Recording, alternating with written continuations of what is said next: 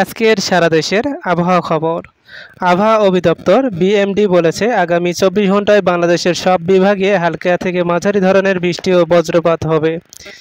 বিশেষ করে ঢাকা, খুলনা, বরিশাল, চট্টগ্রাম ও সিলেট বিভাগে কিছু স্থানে ভারী বৃষ্টি হতে পারে। খুলনা বিভাগ, সকাল দুপুরে আংশিক মেঘলা আকাশ, বিকেলে বৃষ্টি ও বজ্রপাতের সম্ভাবনা রয়েছে। তাপমাত্রা 28 থেকে 33 ডিগ্রি সেলসিয়াস। বাতাস দক্ষিণ পশ্চিমে 8 থেকে 12 কিলোমিটার ঘন্টায়। আর্দ্রতা 65 থেকে 85%।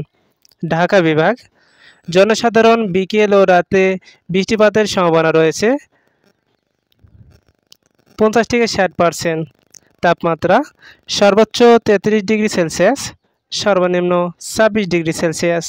বাতাস ঘন্টায় 15 কিলোমিটার। রাজশাহী, বরিশাল, চট্টগ্রাম, সিলেট বিভাগ, বিএমডি বলেছে ভারী বৃষ্টিপাত ও বজ্রসহ বৃষ্টিপাতের সম্ভাবনা রয়েছে।